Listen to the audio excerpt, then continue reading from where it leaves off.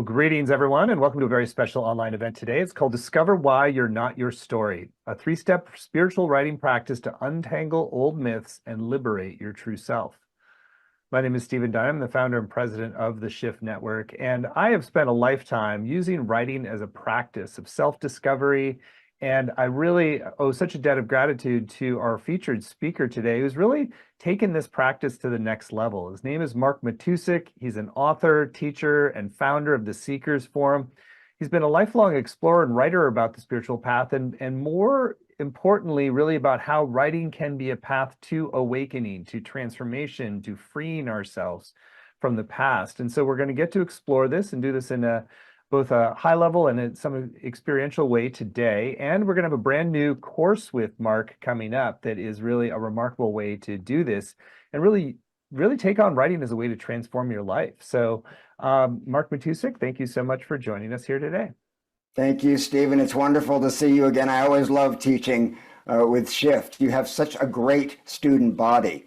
I'm always amazed by the intelligence level and the sincerity level of the people who work with you. So I'm really looking forward to this. That is true. I do think we get one of the best slices of humanity out there. And so it's a good way to stay optimistic about our future, because, we're all people who are drawn to Shift are really at the leading edge of their own growth. And ultimately, I think we can all do the same journey of self-discovery. So why don't you start us a little bit with your path as a spiritual path of using writing as a way to liberate yourself from your identity, from who you really thought you once were?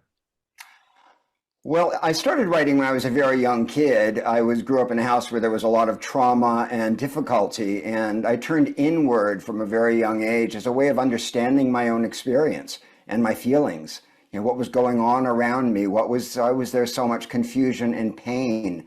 And so for me, writing became a path of survival, really, at a very young age.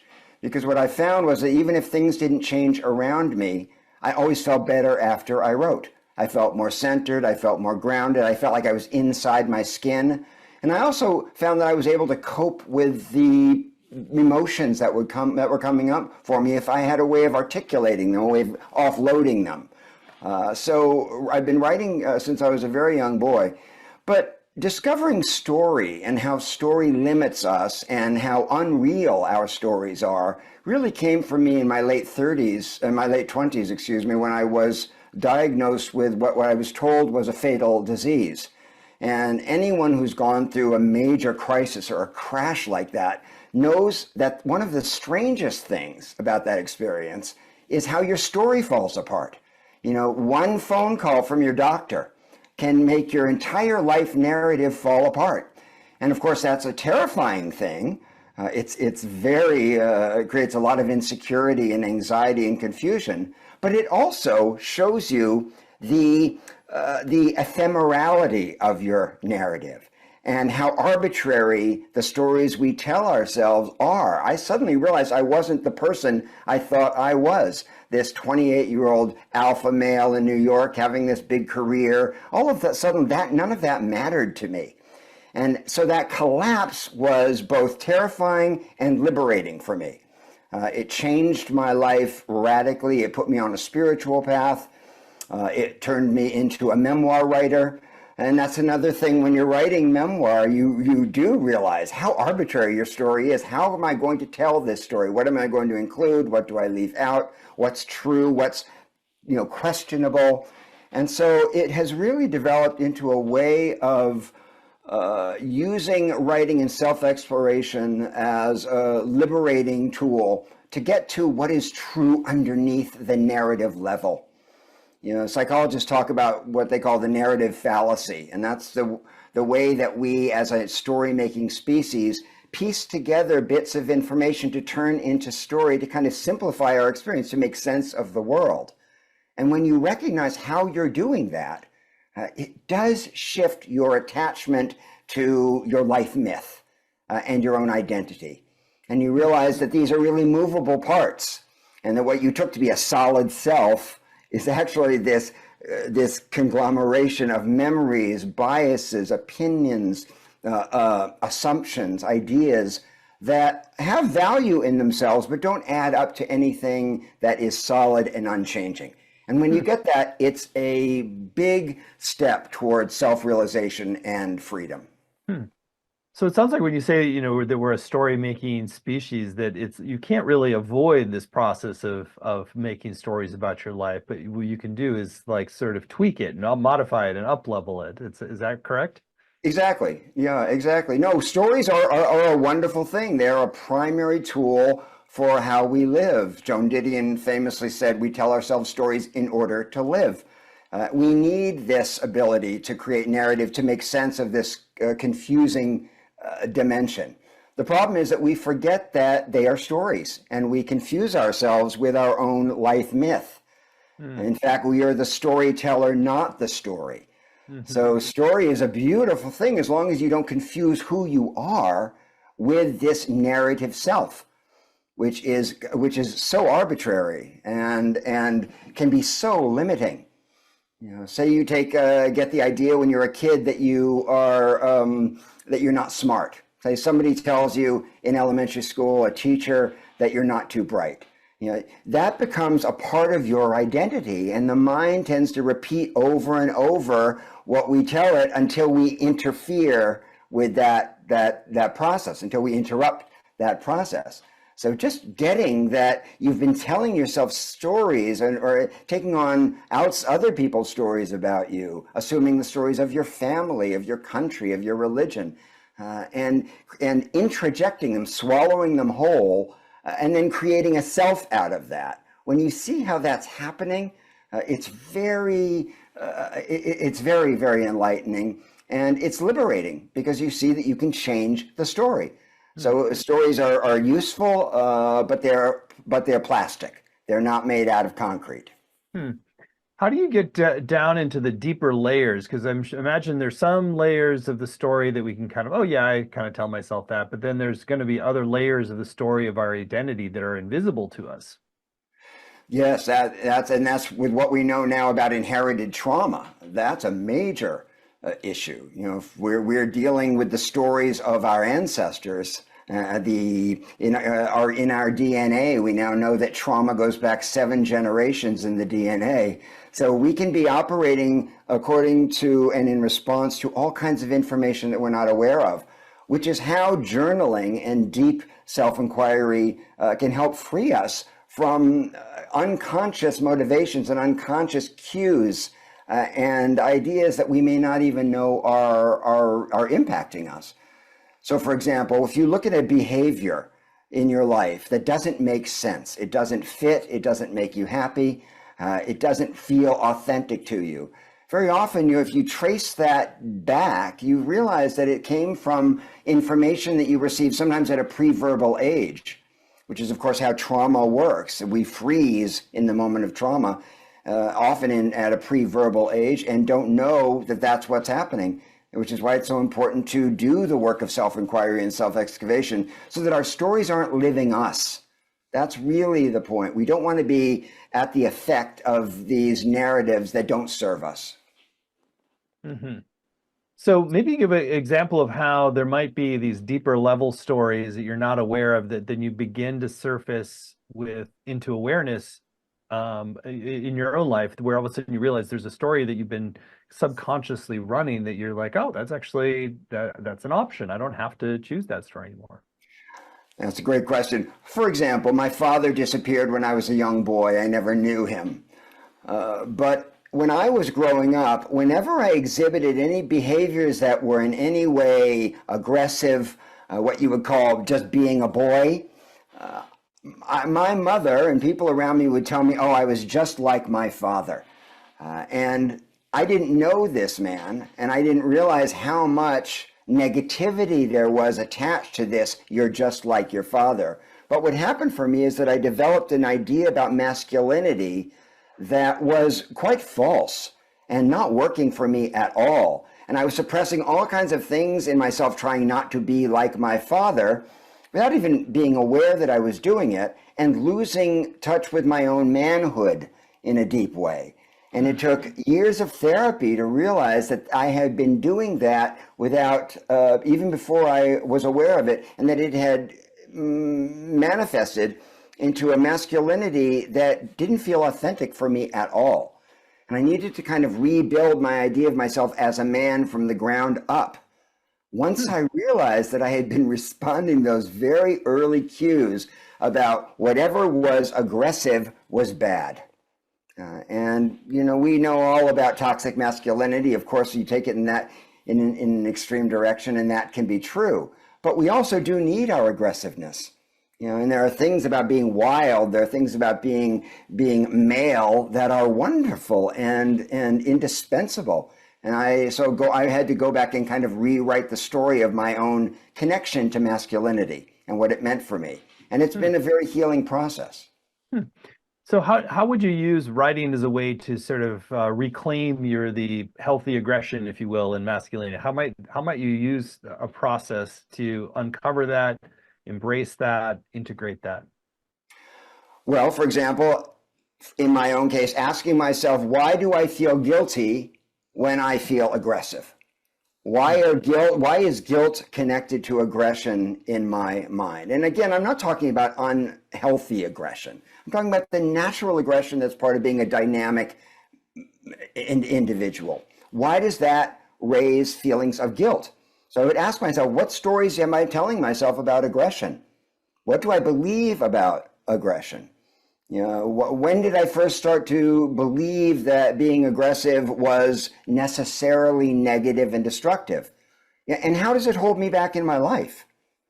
This is one example, but most of us have these kinds of connections that make no sense, and so we're operating we're making false assumptions based on false narratives and wondering why we don't feel real or balanced or healthy in our own skin. Mm-hmm. So in this case, you sort of had taken like any aggression, just kind of generalized it into toxic masculine. I'm not that. So how then do you sort of like take slices of reclaiming the sort of the healthier aspects or the positive aspects of that that you want, like you sort of like piece by piece, like, oh, what about, being assertive in a business deal, or, so you kind of write into those? Exactly. Yeah. You ask yourself questions.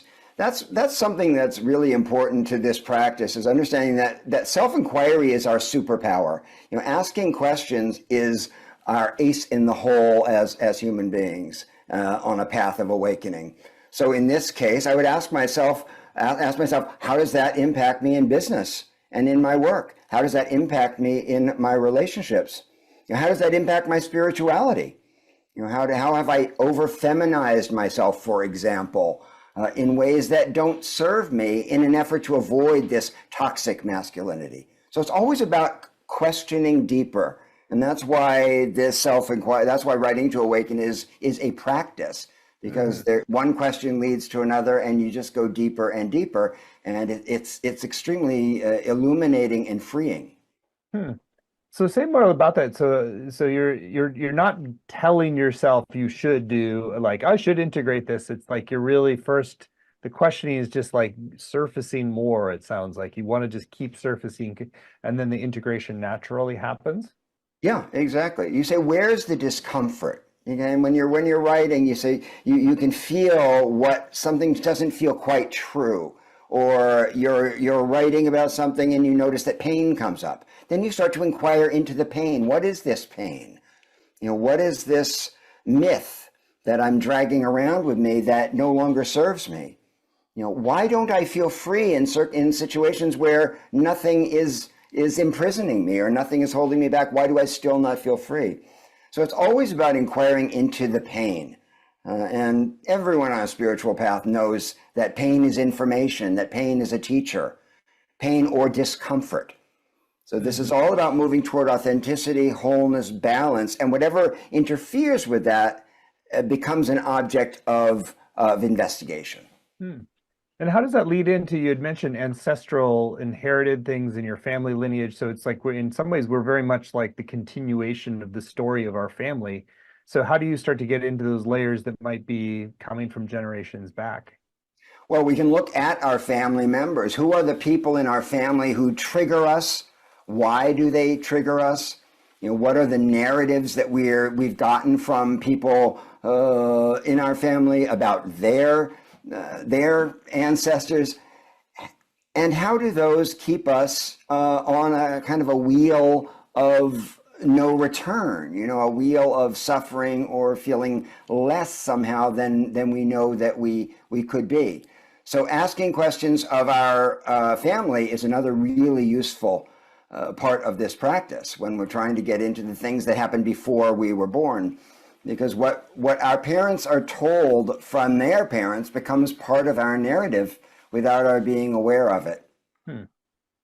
Sounds like it's also, there's a little bit of just inquiring into anything that has emotional charge and reaction. So it's like if we have a judgment or something where we want to distance from something, that's like also not just the personal pain, but there's like something that we're like a little bit of reaction to in others. Right. That's what we're doing. Those are the cues, is where are the emotional charges? Where are the triggers? And where do we feel ourselves getting kind of sleepy and numb? Because that's another major thing to pay attention to. Where do you check out? When you find yourself checking out when you're doing an exercise in self-inquiry, that's a wake-up call that there's something that's being avoided, that there's something that's either too overwhelming or too uncomfortable or too scary. That the brain just starts to turn off and says, don't go there, you don't want to go there. And that's an important thing to remember when you're doing self-inquiry, is to follow the trigger, follow the discomfort, follow the voice that says don't go there. That's a cue to keep going in that direction. That's where the healing and the insight come from. I wonder if you could speak a little bit about how this plays out with positive qualities as well, or sort of higher capacities, gifts. Yes, this is hugely important. Jung talked about the golden shadow, the fact that we have a golden shadow and all kinds of gifts in our repertoire, in our potential that we suppress for reasons we may not be aware of. So, for example, let's say you grew up in a family of bankers and you wanted to be a tap dancer. You may have suppressed something that gives you a lot of joy because it didn't fit into the family story. And so retrieving things from the golden shadow, retrieving things that we've suppressed that are full of potential, full of power, originality, is a deep part of this practice. And that also means going past the shame and the fear that block us from unfolding, from really living into what's possible for us. Shame is a huge story. And that's one of the most common nemesis that people deal with when they're beginning to unpack the narrative of themselves. Where does the shame live? Where are you not allowed to trespass for fear of being killed or not surviving? Because shame will tell you that there's an emergency and you can't go there. If you go there, you're not going to survive. That's sort of the underlying narrative of shame. So how can we begin to unpack that by saying, what is the evidence of that? How do you know that that's true? If you weren't ashamed, what would be possible for you? That's another great question for people to ask themselves.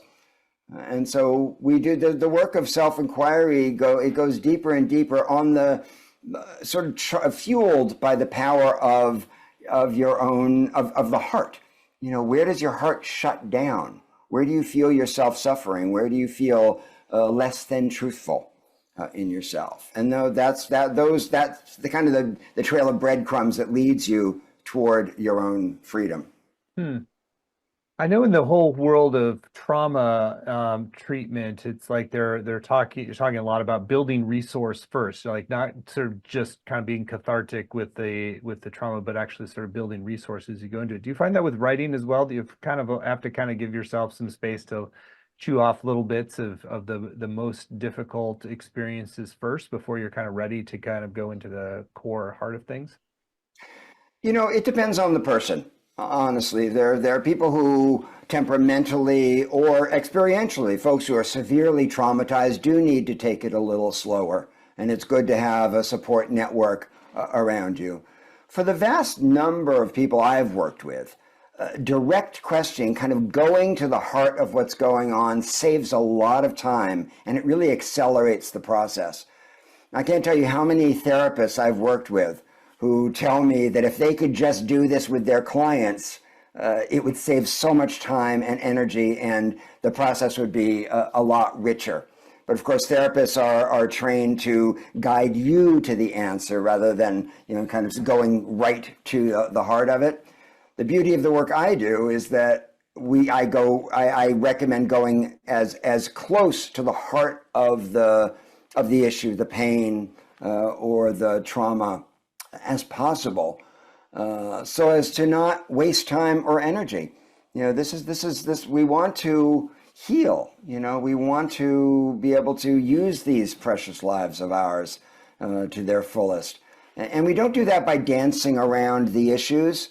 And there's a lot of dancing around the issues that happens in psychotherapy, for example, where people are trained to kind of tell the same stories over and over ad nauseum, and 10 years later they haven't actually shifted anything. So going right to the heart of it and challenging ourselves is what's invigorating and energizing about this practice. We don't have to stay stuck, nor do we have to be so afraid of our own discomfort. Discomfort is there sometimes to keep us from the truth. So it's our job to use that sword of discernment to cut through our own apprehensiveness. Well, you've done a beautiful job of kind of laying out the understanding here. And now let's go a little bit further into the practice, the 3-step journaling process that from writing to awaken that you're going to guide us in today, and really setting up why each step, and guide us into actually putting it into practice in an area of our life. Sure. Well, this is a simple exercise. It's 3 parts. And we can do it today using a very simple prompt. And the prompt is, how would you describe yourself to somebody who has never met you? And I recommend taking just about 3 minutes to do that. What labels would you use to describe yourself? What are the pillars of your self-story? And just take 3 minutes to do that. So I'd like to invite folks to do that now. Just take about 3 minutes to write down how you would describe yourself to somebody you've never met and somebody you don't care about impressing. In other words, be as honest as possible. So let's just take 3 minutes to do that now together, please.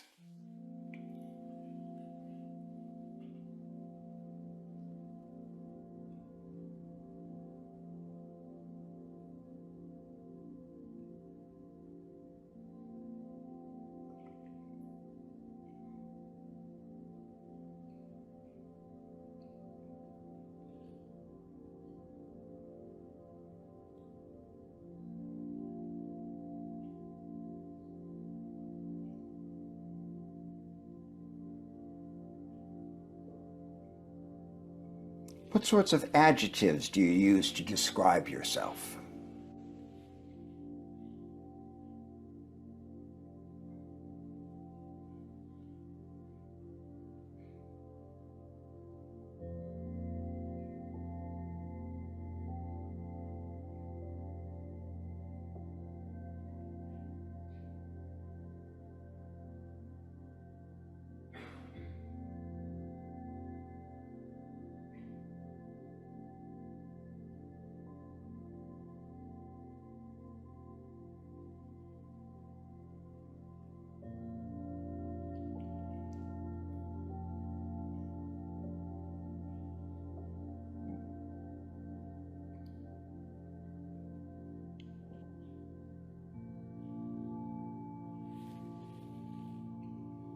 What do you want people to know about you?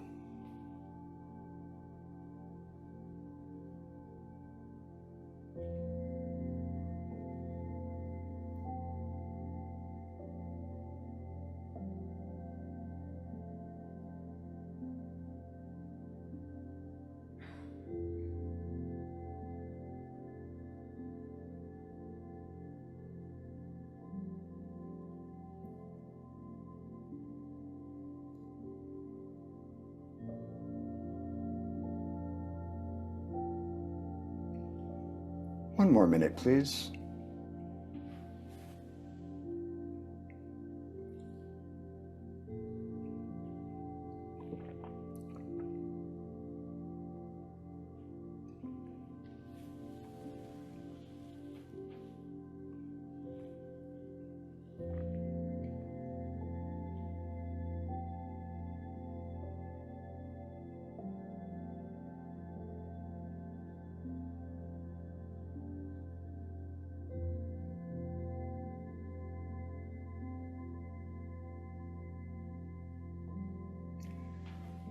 Let's start to finish up.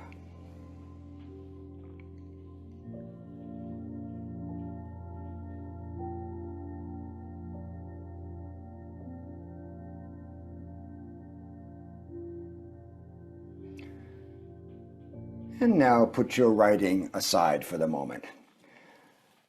So how was that for you, trying to encapsulate yourself in a 3-minute description for someone you've never met?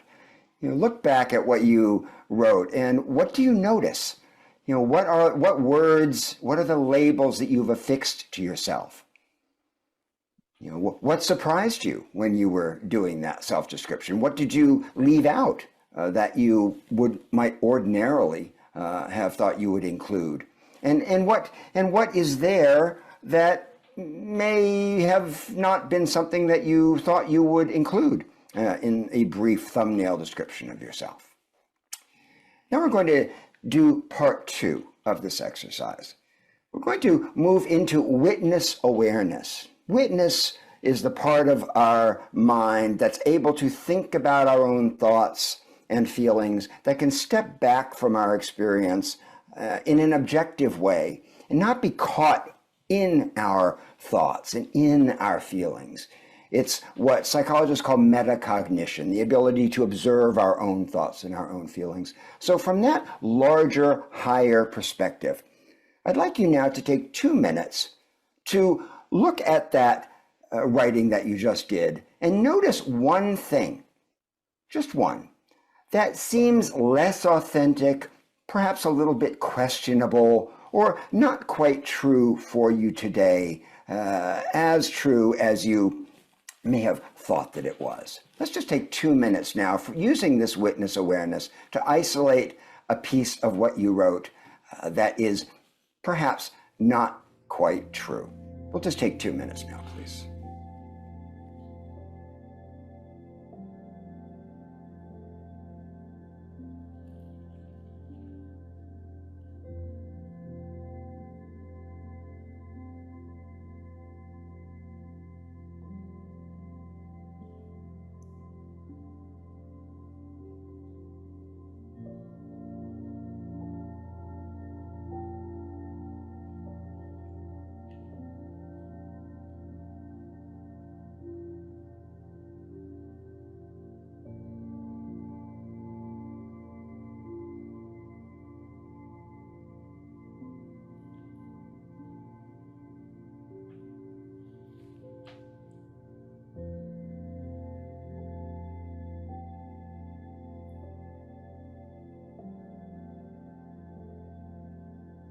One more minute, please.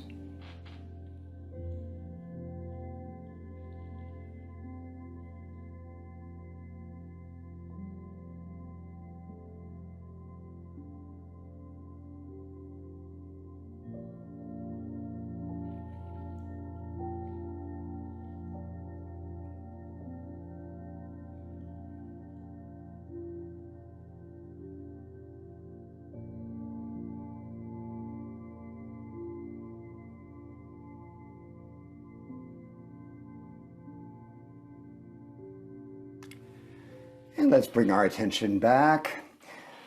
How was this for you, identifying something in the writing that doesn't feel quite authentic or quite true? Was there more than one thing, for example, that perhaps something that you repeat over and over but may not be so? Were you not able to identify anything in the writing that felt questionable? And if so, is that because you're not looking deeply enough? Are you not being as candid as you might be? Or are you simply that forthcoming and that transparent and that honest? It's something to really think about. And now we're going to go into the third part.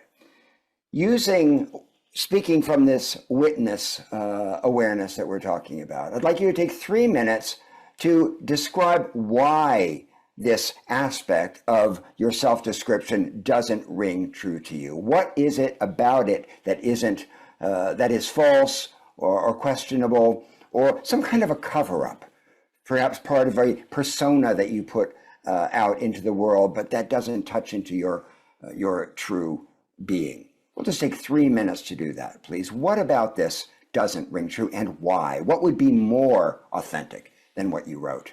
We'll just take 3 minutes, please.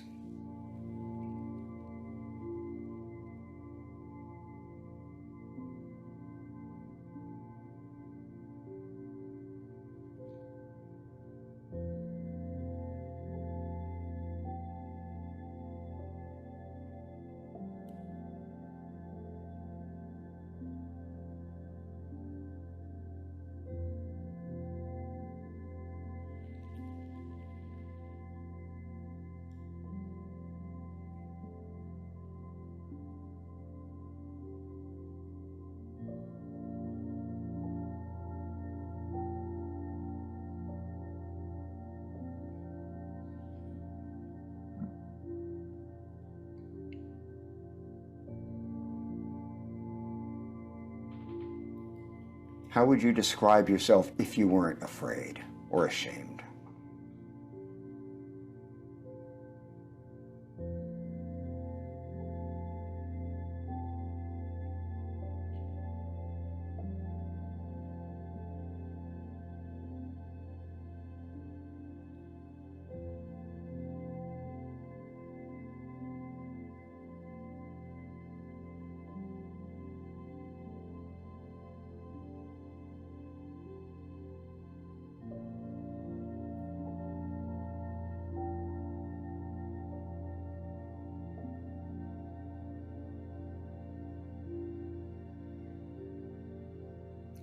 How does this not quite authentic material reflect you're trying to be good or live up to someone else's expectations?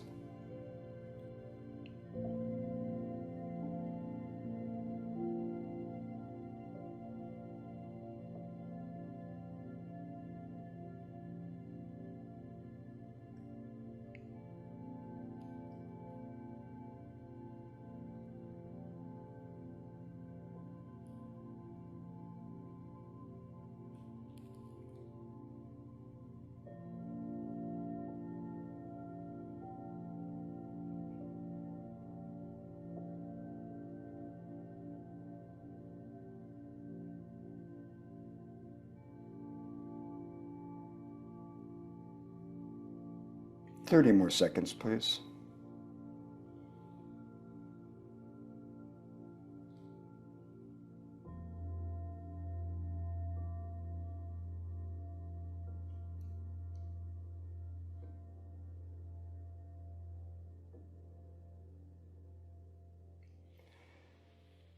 And let's come back together. You can put the writing aside for the moment. So what did you learn from this short exercise? Hopefully you saw that the story you put forth about yourself is not the whole truth. And that within this self-myth, this self-description, there are always parts that are less true, less authentic, less resonant than others. This is also about questioning the labels that we use to describe ourselves, which are often simply not true. So I hope that this showed you a bit of how arbitrary story actually is, and how easily it can be updated, it can be clarified, and it can be expanded to include more of what is actually so for you in any given moment.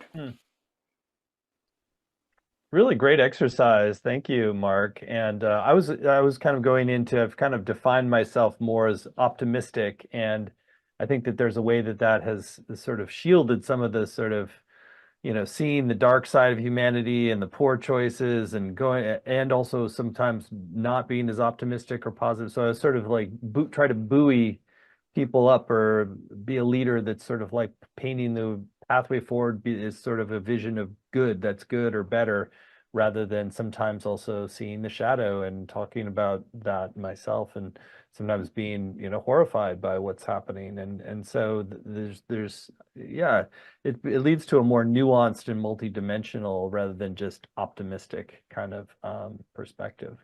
Exactly. It shows you what you're trying to put into the world and why. And the Uh-huh. attachment you have to that persona, being an optimistic person, you want to be someone who's a force of good in the world. So what do you do with your own pessimism and your Uh-huh. cynicism and Yeah. your rage and your discomfort? What do you do with those parts? Yeah. And I generally haven't brought those into my public identity. And so, and it's like, oh, what's the cost of that? What am I leaving behind? What's the inauthenticity in that? Yeah, exactly. Yeah, that's why it's so great to do this kind of self-inquiry. Uh-huh. So do you find that it's like it's almost becomes more difficult to assign any description to yourself because as you're doing this more and more, you're seeing all the other sides that, well, that's only partially true. That's exactly true, is that we're masses of contradictions. Like Whitman said, we contain multitudes, but we try and narrow ourselves down to this very simplistic, almost caricature version of who we are. But the fact is, on any given day, you're generous and stingy, you're brave and cowardly, you're selfish and selfless.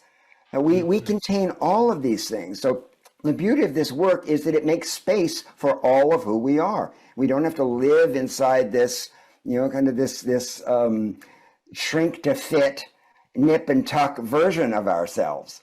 The Stephen who isn't allowed to be hopeless, for example. Mhm. Yeah, really good point. Yeah, so where do you go with, like, once you start to loosen your attachment or identity with a particular, in my case, optimism is sort of like a core defining part of my persona.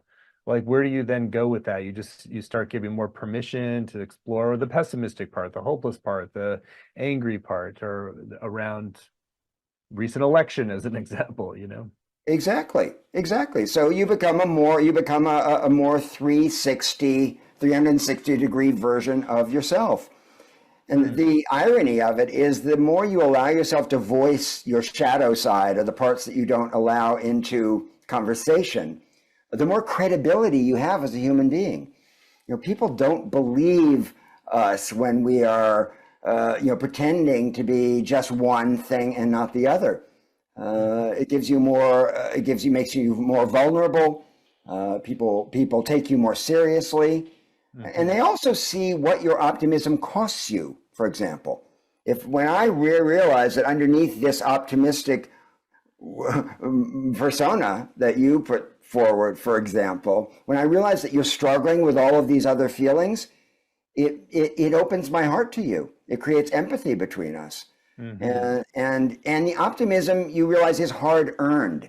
It's not glib, it's not smug, it's hard earned. You've had to work for it. And that gives it more credibility and more gravitas.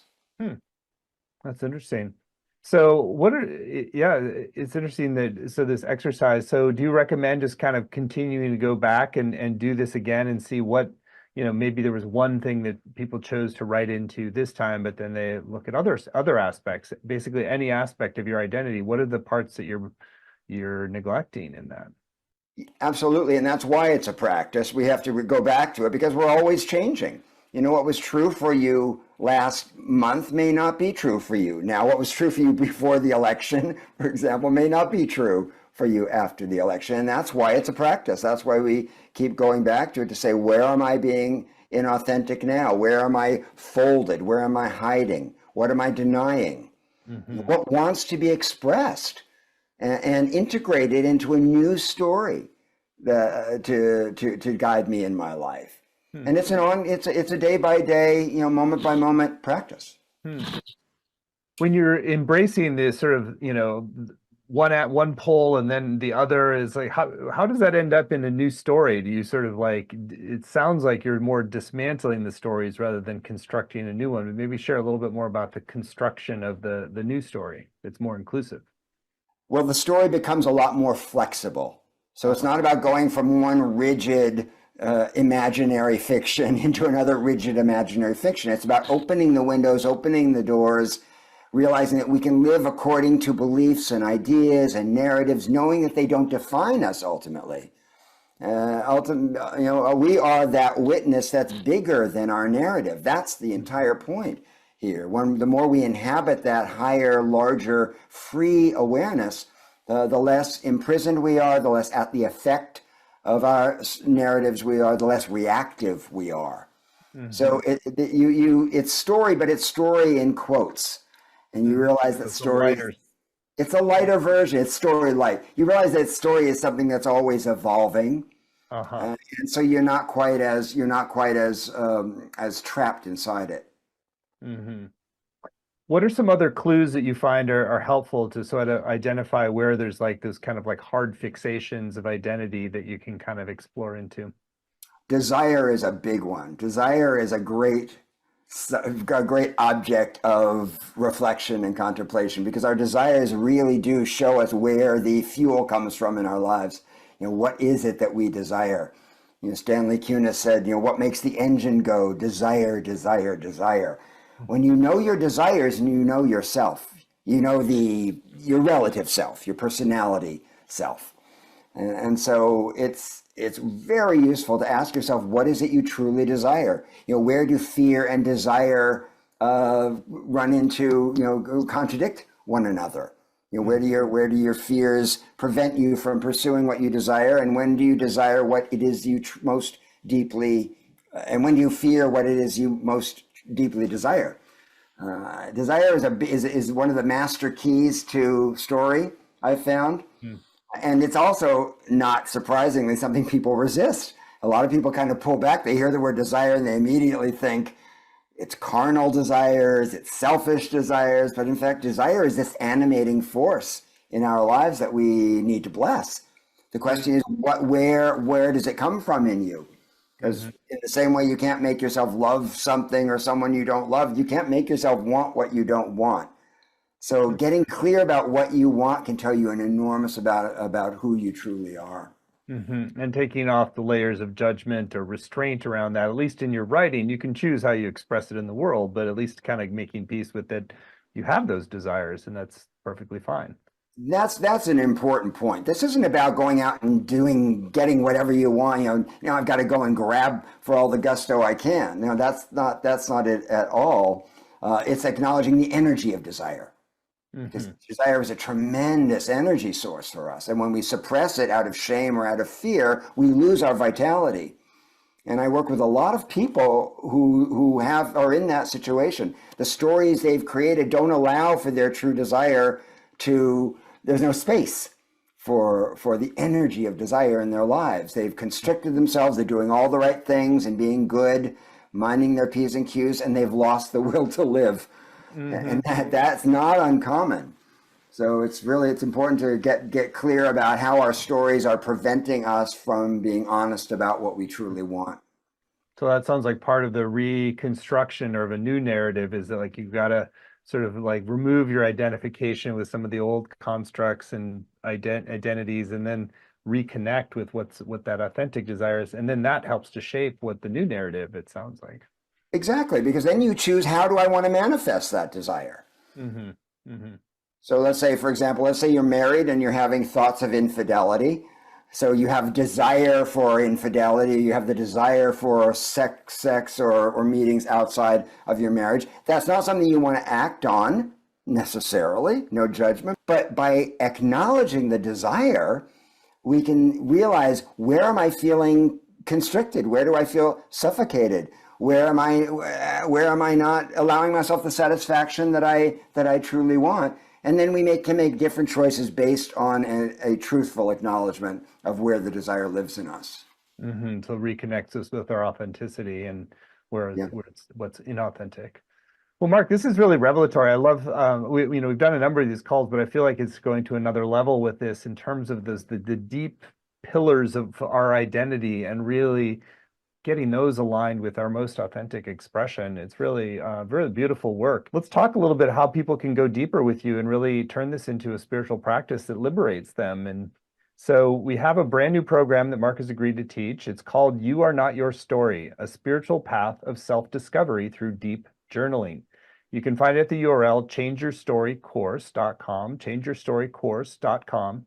It's a 7-week journey, and there are no prerequisites. You don't have to have any background, skill, talent, or predisposition to writing. It's really just an openness to seeing this as a pathway to your liberation. And it really is, I think, as powerful, if not more powerful, than so many other things that we usually think of as these are the spiritual practices. But writing is really gets to the core level material very quickly, and it's a life, you can use it for your lifetime. So Mark, I would love for you to share in your own words some of your intentions of what people will come away from this program with, and maybe what they'll leave behind as well. And then we can go through the modules and see what you're going to be doing in each.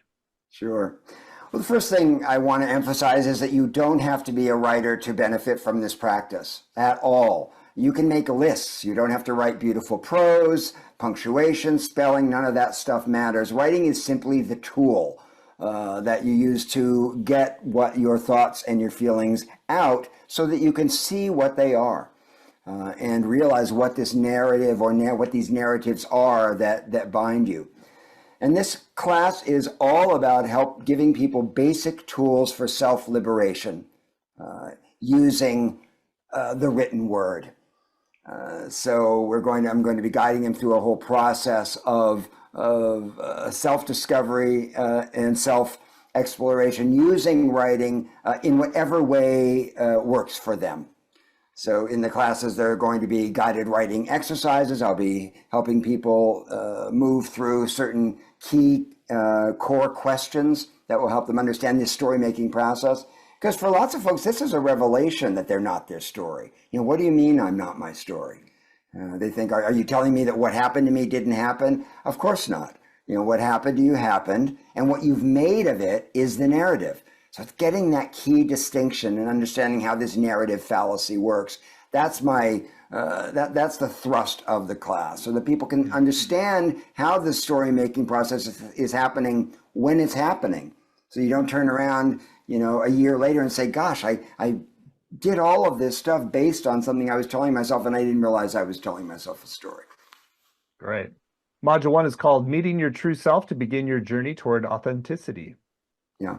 And so in the first module, we'll be talking about the process I was just describing. How does the story-making mind work?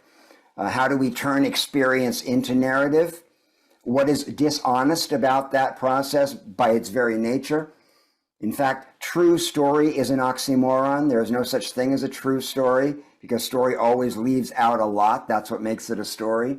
So I'll be introducing people in the first module to how this works. What does it mean to say you're the storyteller, not the story? And what can be gained by recognizing that we're not defined or enclosed or trapped or limited ultimately by these narratives. Module 2, the power of the witness to see clearly and navigate your life from a wise perspective.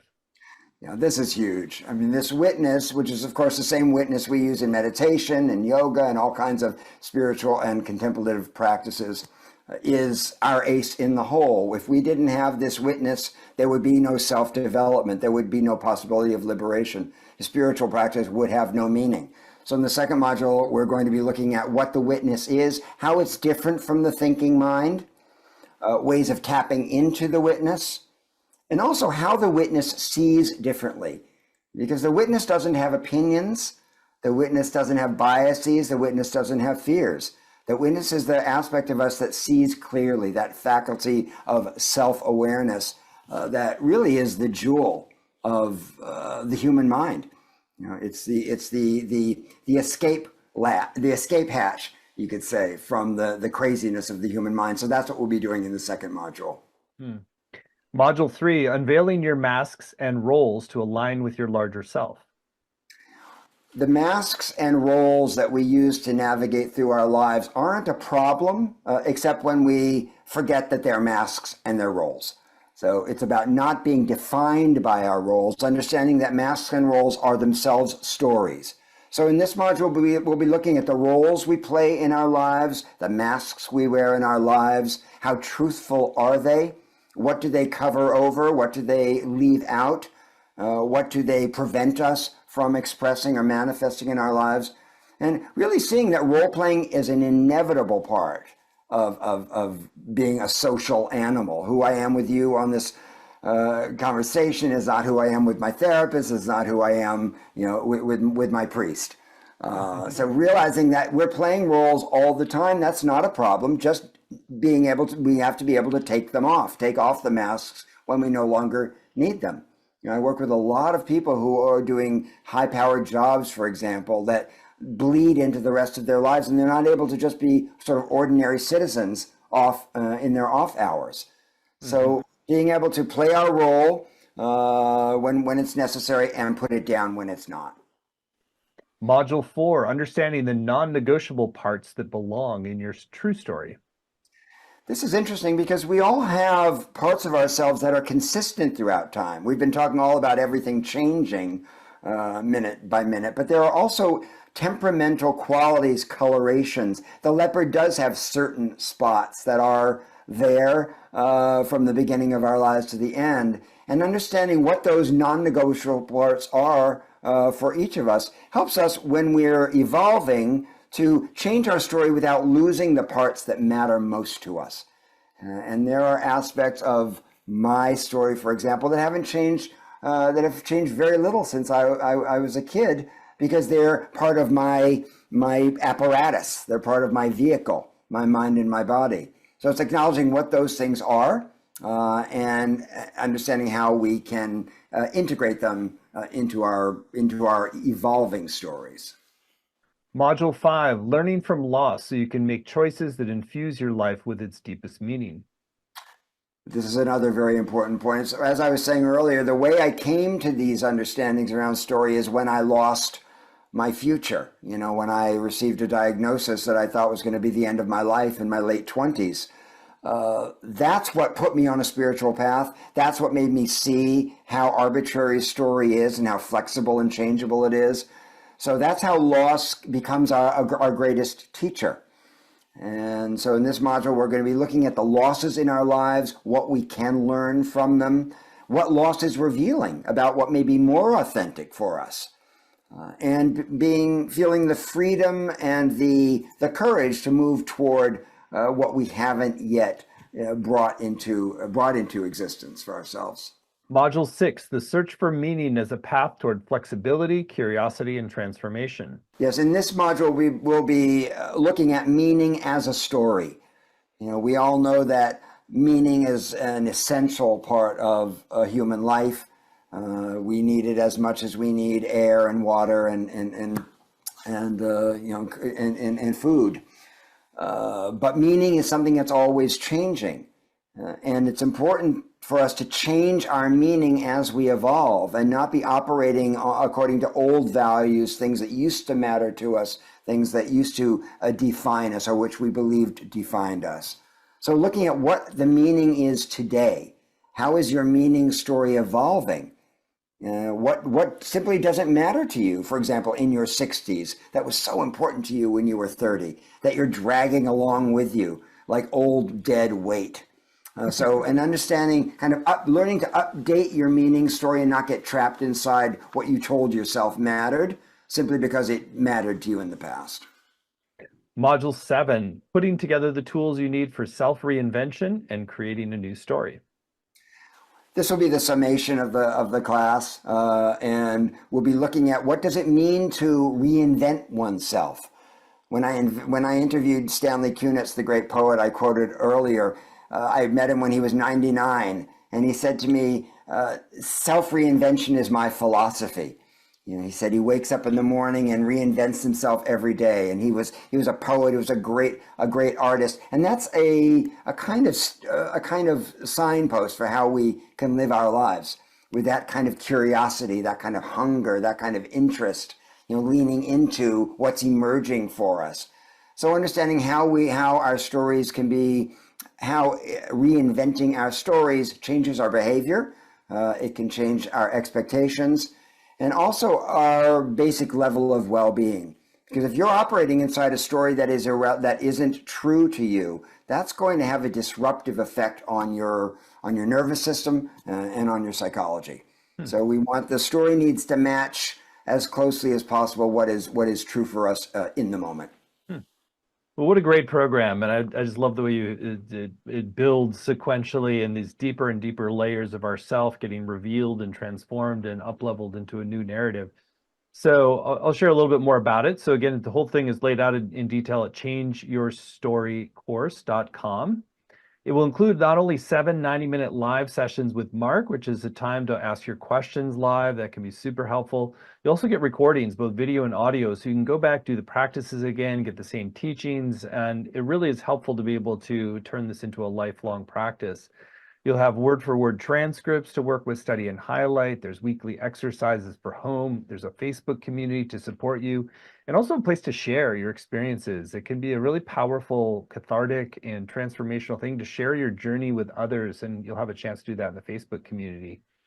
And on the page, you'll also see a number of extra bonuses that we've added to enhance your journey. There's a video conversation with Mark and Richard Schwartz, who's the founder of IFS, called Truth and Consequences, the Costs of Spiritual Self-Decision. That's a curious title. You want to share a little bit more about that? Yeah, Dick Schwartz is a wonderful thinker and therapist. He created internal family systems. And what he talks about is that each of the different parts in ourselves, because we all have different parts, different voices, have their own story. And then as you do this kind of deep work, Dick explained in the interview, you create a dialogue among the different parts of yourself. And he says that beyond all of these parts, there is a self, capital S, who's like the parent inside. And that the more in touch with that larger self we become, the less problematic these childish, scared, selfish, combative voices become inside us. It's learning to trust that self, which I would call the witness. It's a very good conversation. He's a very brilliant man. That's just one bonus. There's another bonus called Excerpt from Writing to Awaken, A Journey of Truth, Transformation, and Self-Discovery. That's Mark's book. So that's the PDF introduction. And then there's one final bonus that you get when you sign up by midnight tonight. This is a way to really give you an extra reason to read through the page at changeyourstorycourse.com and tune in with yourself. And if you get the sense to move forward today, then you're going to get a full PDF of a 6-lesson course. It's called Who Am I? Discovering Your Authentic Self. Mark, you want to share a little bit about that special bonus folks get today if they sign up? Sure. That's an in-depth 6-part course that guides people through a series of writing lessons connected to what we've been discussing today, the narrative self, and moving beyond the narrative self that is just the appearance of things. The beauty of that course is that there are a lot of prompts in there for folks to work with on their own. So in addition to what we'll be doing in class, they're going to be having kind of a secondary course that they can do. That's a self-study course that they can pursue. That's going to deepen the inquiry. It's going to deepen the practice we're doing together. Well, it's a great extra reason to sign up right away. You get that special 6-part the PDF of a 6-lesson course. So we've kept the investment very accessible for this, especially given this turns into a lifelong practice. It's just 3 payments of $128. You save 10% when you pay in full with one payment of $349. The course is going to start January 9th, run Thursdays at 1 Pacific, 4 Eastern. But even if you can't make the live times, you can still get the full value with the recordings, the transcripts, and the community as well. And there's also some beautiful testimonials from people, both well-known spiritual teachers, as well as people who've just taken Mark's programs on the page. He's a very dedicated teacher. He really cares about you and cares about freeing you from things that no longer serve, to really embrace more of the multidimensionality and the fullness of your humanity and divinity at the same time. Mark's really a beautiful guide for that. So again, it's all the details are at changeyourstorycourse.com, changeyourstorycourse.com. and you'll get the Who Am I 6-lesson course PDF when you sign up by midnight tonight. So, Mark, it's always joy to be with you. Thank you for this time and your wisdom. Anything that's still on your heart you want to share with folks who are considering doing the full program with you? Just that what we're going through now together in the world is all the more reason to get authentic and to ground ourselves and get past a lot of the myths and the story, the biases and the fake news that's going on in the world. This is a way of cutting through the fake news that we're telling ourselves in order to live more wholly and in a more balanced and awakened way in the midst of all of this tumult, because everyone knows we're going through difficult times. The question is, how can we be whole and wholehearted in the midst of this time? And that's why I wanted to teach this class now.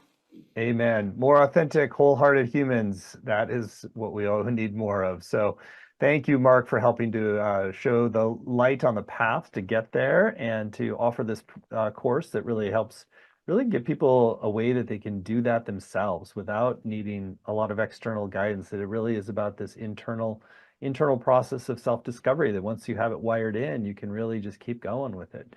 So again, it's all at changeyourstorycourse.com, changeyourstorycourse.com, and it's the title is You Are Not Your Story, a spiritual path of self-discovery through deep journaling.